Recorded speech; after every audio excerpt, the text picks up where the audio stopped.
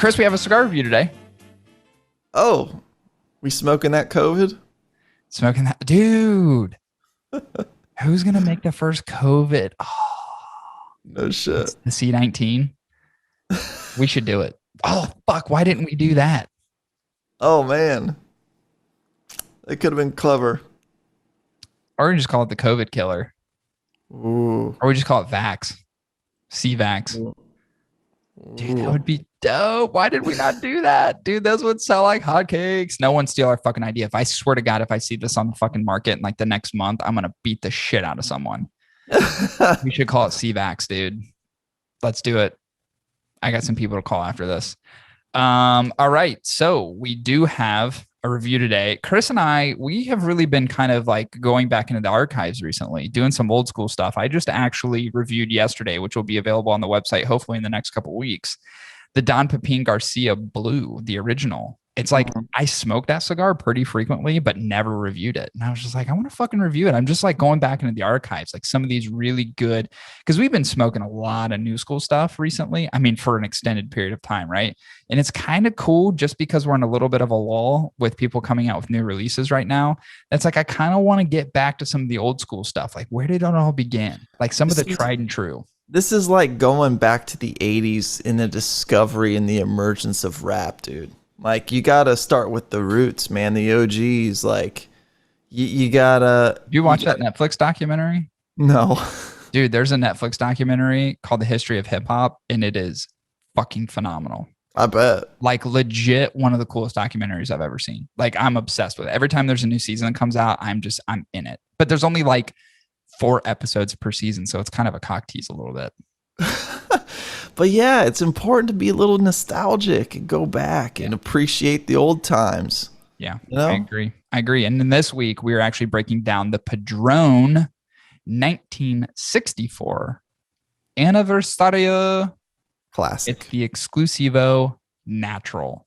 Classic. Yeah. So before we actually get into the components of the cigar, Chris, how do we break these bad boys down? Sure. Each cigar review is broken down into 3 main categories: construction, burn, and flavor. We see if the cigar is worth the price for a possible bonus or deduction. And then finally, we average out our reviews and recommendations so you get the full gist of how amazing this cigar is. Now, maybe that's a preamble. Maybe I'm leading you on, but I mean, it's Padron. If you haven't heard of Padron and don't appreciate Padron, you're a dum-dum. You dum-dum. I agree. Total dum-dum. This cigar came out in 1994. What I'm curious about in the cigar is, has it stood the test of time? What kind of, like, you think Jumper pants were still in, man. Jumper pants were definitely still in. You and I were wearing sweatpants at school and had both of our ears pierced at this time. Saved by the Bell, bull cuts, man. All of it. Everything that was hideous around the 90s happened in like 1994. So this is a Nicaraguan Puro. We smoked in a Robusto 5.5 by 50 box press. I like the box press on a Padron. I did too. And it comes in at roughly a $12 price point. There's some variance to that. A lot of people say you can get it for 11. Some people say 13. Split the difference and we'll say 12. All right, let's get into the breakdown of the cigar itself. Chris, what about the construction on this Padron? Listen, the 90s was nearly 30 years ago, people. Technically was. So, you know, you put 30 years of age on something, you're going to expect a little bit of wrinklage, a little bit of old age creeping in. Chris, I don't think this one cigar was sitting around for 30 years. I'm going to believe it. But here's the thing. Funny enough, very wrinkly cap structure. Very wrinkly head. And, but beautiful, you know? Aged well, being 30 years old. This cigar. Cloris Leachman. A Cloris Leachman of cigars, for sure. For sure. Wrinkly old head on this one. A little box pressed, a little squishy. You know, as you age, it's expected that muscle tone and definition starts to wane, regardless if you go to the gym. You start to get a little flabby, and I think this cigar represents that well. Dark skin, leathery, like someone who probably lives in Florida who chooses not to ever wear sunscreen with that nice thick tan skin that they've got, you know? It just looks like Jerry Stiller. With the bat wings, right, and big old wrinkly Shar-Pei face, you know? That's what this cigar represents. It represents aging. Interesting. And but that said, with it comes wisdom, you know, and its exquisiteness and Mm-hmm. antiquity. And it does that so well from a construction standpoint. It's dark, got some varicose veins running through it, dark varicose veins, with a little bit of grittiness, I want to say. Probably small cluster of moles or impacted pores that are you think are moles but are really just blackheads, but that have accumulated over 30 years. But that said, regardless of how old it looks, it's so well put together. The construction on the cigar is great, and I love the Padron branding. It's always been iconic and very consistent. And when you see a Padron, you know what it is. When you see their cigars from afar, you know exactly what it is. It's a Padron, man. I thought the construction was great, Corey. Well, that took a while, so let me shorten it up. I like the medium brown color on this cigar. It's actually very appealing. I think it has a nice shelf presence. I'll put it that way. So in terms of Padrones, I think it does stick out. Mine had very thin veins, so nothing protruding overly, like, it's not like like a forearm, just fucking veins everywhere. No explosion of veinage. It's a pretty almost flawless box press. That's what I love about the cigars. Like, it is very boxy. You know how like sometimes box press just looks lazy? Yeah. Like, it's like, oh, it's a box press, but it's oval. This isn't that. This is traditional box press, really boxy, hard edges. It maintained a wonderful cap structure, which sometimes is a little bit difficult, I think, on box presses, but nice, great symmetry to it. I thought structurally it was pretty freaking flawless. Yeah. What do you think about the burn? I thought the burn was great too. I mean, this little short box press, we've always attributed it to a good airflow and draw when you get a box press more often than not. It was such an effortless draw. It was an easy two puffer for me. Like, it took very little effort to get good smoke production. It burned pretty consistently. You had a nice light gray ash consistently throughout. And it was relatively a slow burner. Like, maybe it was the oils in the wrapper or even in the fillers, but the thing is it didn't burn quickly or harshly. It was a really pleasant burn experience with zero outages, no issues whatsoever. Dig it. Outstanding draw. Great smoke production. I agree with you. I think when a box press is done right, I think it errs more on the side of like airy. But This was not something that was like too light in terms of like resistance. It was perfect resistance, great smoke production overall. I really like the burn peak on this. That's something that you and I have paid attention to before. Is like when you get that really good peak, which is, there's certain tobaccos that are used that create that nice sharp peak. And this one in a box press peaked really nicely all the way down. So what I love is the fact that everything burned evenly together as intended. That's always a plus for me. The consistency overall on the cigar, I had no issues with burn, literally nothing. So all the way down to the fingertips, this thing smoked flawlessly. Hell yeah. All right, now let's get into arguably the most important part of this review, which is how did this thing taste, right? This is originally created in 1994. There's some subtle differences, probably, obviously, with tobacco growing years over and over, which is hard to maintain a certain level of consistency over a long period of time. So does it stand the test of time? How are the flavors of the cigar, Chris? How did you like it? Right off the bat, like, you get a kind of a sharp bitteriness from it. Like, as soon as you light it and take that first sweet draw, and don't use sweet as a description to flavor, but bitter and like woody, and it actually came with a good amount of spice up front, which I love. I love it a lot. And what's great about it is about 10% in, it does transition a little bit. And what's cool is you get some other flavored notes. And the woodiness and bitterness is always consistent there, but I found myself like getting like leathery notes and even a slight, and I mean slight, creaminess to it. But it does smooth out quite substantially. But to me, it stays consistent, holds right about there, where it's just bitter, woody, and kind of leathery, kind of meaty. And dude, it's just like, it's indicative of a Padron, and it was nice to have it in the natural. Because we've always gone Maduros typically on this cigar. Yep. But it was pleasant, man. It was solid for a natural, more so than other naturals I would say I've had. And when you look at Padron producing quality smokes for as long as they have, it holds up. It holds up. I don't know if I like it as much as the Maduro. I will say that. I don't know if I like it as much. As 1926? Yeah. But damn, is it good though? It's super good. Yeah. It like holds up. For 30 years sitting on a shelf, like it fucking holds up, man. Can you imagine finding a Padron that had sat on a shelf for 30 years? You'd probably find that at the wharf. Bro, probably. Covered in an inch of dust. They're like, Probably. oh, shit, this has been here the whole time? That's blue. That's plume. It's like, no, man, that's fucking skin and dust. That's people's dead skin. There's mites in there. I thought the cigar flavor was pretty amazing. To me, it's very earthy. There is a smoothness to the cigar I like. I also agree that there's like this element of creaminess. I retrohaled a lot of this cigar. And really what I extracted from that is there's like a good bright fruitiness to it. It's almost slightly nutty. There's hints of pepper, but nothing that's overwhelming. Supporting role more than anything, which I like. Not really traditional for a lot of Nicaraguan puros. But flavor overall, I thought was pretty astounding in this cigar. It's weird, and I'll get to this in the summary of why I appreciate this cigar so much. And then I also make my comparison to the 1926 as well. But really what I want to find out now is that, Padrones typically have an elevated price point. Obviously, Padron has great reputation in the industry. So oftentimes they're going to be elevated in price point, even though they do have more value cigars.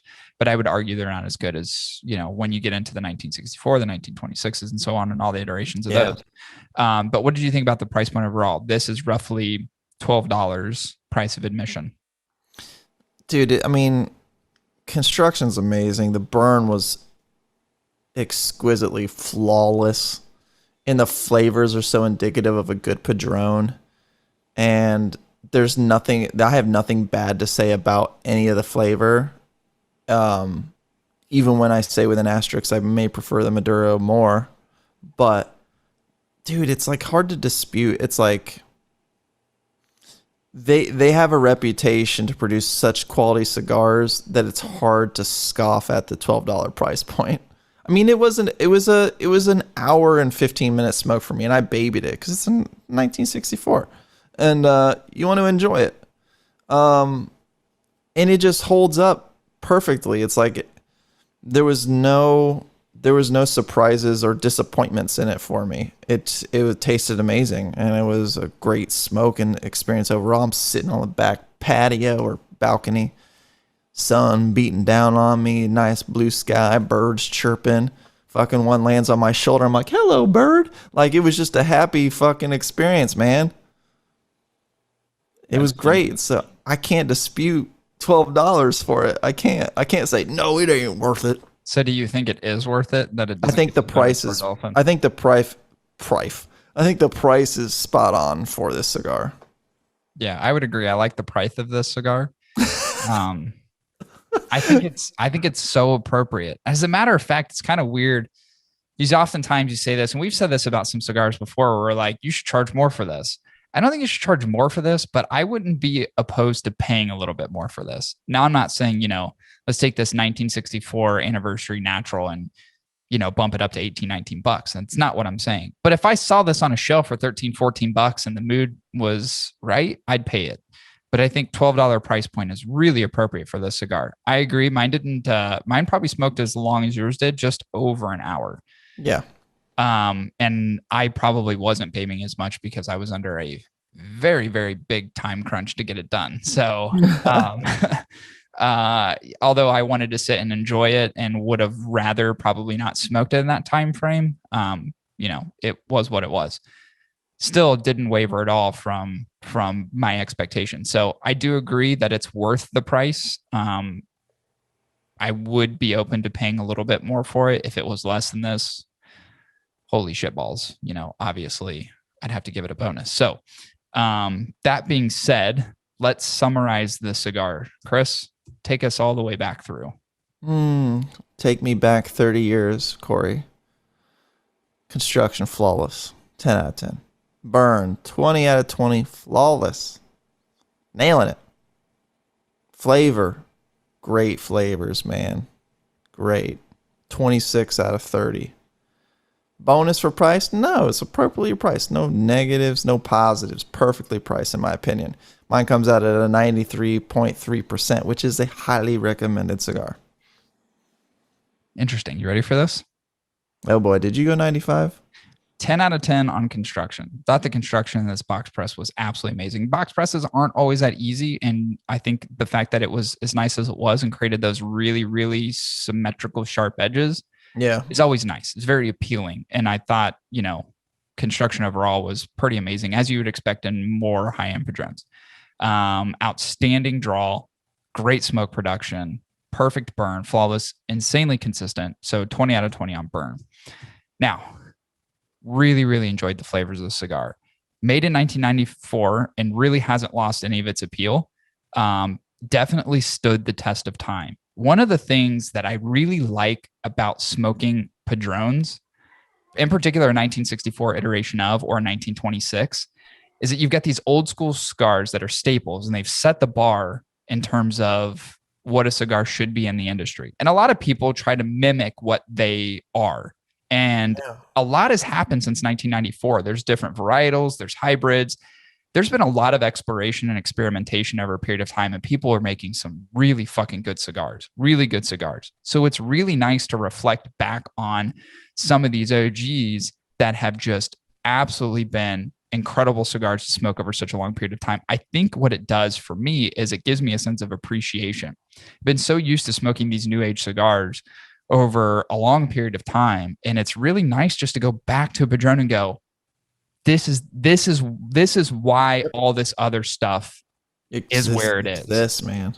It's the reason all this stuff exists. Think about how many new brands were likely influenced by smoking a Padron and going, I want to make a cigar like that one day. I mean, tons. Well, think about it. So on the band of this cigar, in that secondary band, there's a serial number. The serial number exists so they can't counterfeit the cigars. You're not going to put that on a cigar if you didn't think there was perhaps an element of people trying to copy or mimic, right? So it's interesting to me. Like, I think a lot of people have looked at Padron as a gold standard and not necessarily seek to replicate, but I think more so understand how good a cigar can really be. And I think a lot of people are chasing that. They're chasing that greatness, which is awesome because it only produces more and more better cigars over a long period of time. You get more brands and doing a lot more experimenting, and they're trying to create those gold standards. And it's amazing for the consumer. So, but it's so cool to have a brand like Padron that just doesn't get old. They don't fucking get old. They are staples in the industry and always will be. So I really appreciate the cigar overall. I did not give it a pricing bonus or a delta. Oh, let me go back to my flavor score. So 10 out of 10 on construction, 20 out of burn. Also a 26 out of 30. No bonus delta or no pricing bonus or delta also gives me a 93.3, which we would round down to a 93 overall. Same score. You and I are on the same page again. We finally got back to it. Hey, we did it. Because there were some real fucking disparities in some where it was like, Chris was like, it's 95. And I was like, 84. It's terrible. But I think you and I actually appreciate and think very similarly as far as Padron. So I'm not all that surprised by the outcome. That brand holds a special place in my heart for when you turned 30. Yeah, that's right. You got me 1926. Yeah, I was 30. 3 years ago. Holds a special place in my heart, that brand does. Dude, it's hard to argue that they are one of the, and probably always will be one of the most legitimate brands on the market. And I don't think anyone disputes that either. And so the last thing I'll say is that, I think about the 1926, which I've had more than the 1964, any iteration of the 1964s. Same. I think I like this as much, maybe a little bit better. But I need to go back to the 1926. Dude, I loved this fucking cigar. It's great, man. I thought it was really good. I thought it was really, it's exceptional. Yeah. So I don't know. I'll see. I kind of want to. I've got a 1926 iteration of a 1926 downstairs. I may have to smoke it just to do a quick comparison. In my We should just do a comparison anyway to see if that old 120-year-old T model fucking cigar fucking holds up against the 90s era Saved by the Bell cigar. Not a bad idea. Thought it was outstanding. Great fucking. Could you imagine what 120? Could you imagine what a 100-year-old cigar would look like? Fucking decrepit. It would just be melting. I feel like it would start to wither away and just break like down. the tobacco leaves just break down and just melt. They just turn to mush. I wonder what, like how people take like flowers and they put them in the middle of books and crush them and let them just like stay there and see what they look like years later. I wonder what would happen if you put like a cigar in a book and crunched it down and let it sit for 100 years. What would that cigar look like? I wish someone would experiment with that just to see what a cigar produced now would look like in 100 years. Yeah. Someone should do that. Get on it. We should start it right now. Could you imagine at my will? It's like, son, I want you to have my 60-year-old cigar. Don't touch it. Until it's I'm doing a scientific study. It must reach 120 years old. I don't know that much would change. Obviously, I'd say component wise, it's gonna break down in terms of its construction because there's gonna be too many fluctuations in humidity. You had to be in such a controlled environment for it not to start kind of like breaking. You have to treat it like the Declaration of Independence and some like sealed pressure. Yeah, you have to preserve it. Yeah, and like some like vacuum sealed, no oxygen. No oxygen. Yeah, it's not impossible. You could do it. No, you could do it. I think I want to try it. What if I vacuum sealed it and freezered it and just left it there for 100 years? It would preserve it for sure. Could you imagine like we found Neanderthals and like old civilizations of people frozen in the ice, and then some apocalyptic event happens in our lifetime, and then all of this shit's lost to time, and then like 1,000 years from now, someone manages to dig up my cigar in a freezer bag. That'd be crazy. Like, what is this? What if they transport it like they do organs, and like those fucking care flight helicopters and just transporting organs, and it's just your cigar flying around the country so you can get to another freezer. They preserve it where they preserve like bags of blood. It's just your one cigar. That'd be so great. That'd be awesome. What are those space capsules where you like Dude, if you're ever like super rich, you should do that. That would be amazing. If you just have millions, just be like, listen, I'm preserving this cigar, and it's got to be in such a controlled environment that if it gets transported, it's got to go in like, like a Brinks truck that's got a huge ice chest in it. We should send one into space. You know how they send those capsules like with music and like our languages and like part of our history? Just like send a cigar and just like send it out in a satellite for an alien to find.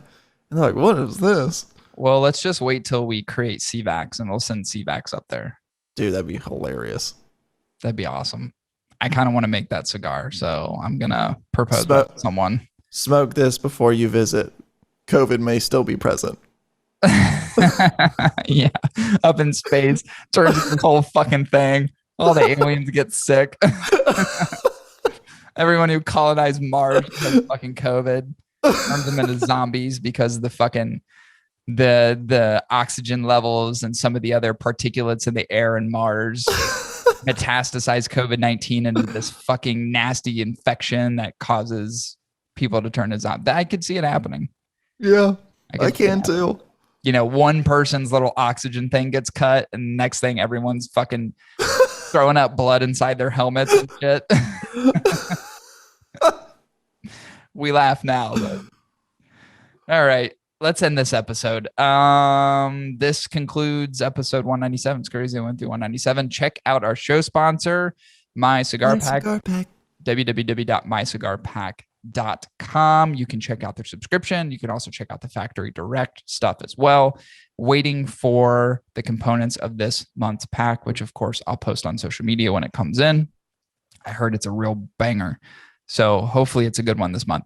You can also visit our website, www.hotticketweekly.com. Did a review this week that you can see here.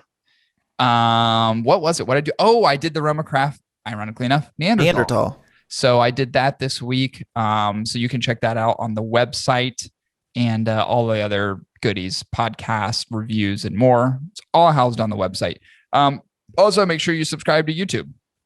And you can subscribe. It's going to be somewhere this way or this way. So subscribe on YouTube. Leave us some fucking comments. Let us know what you think about this 1964 Natural Anniversary Padron cigar.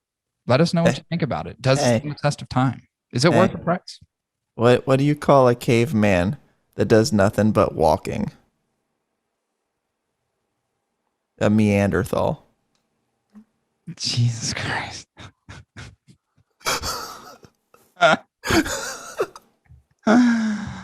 Oh man, the quippy dad jokes on here are really, I mean, they're starting to flourish. Yours was amazing last week. Still forget what it was.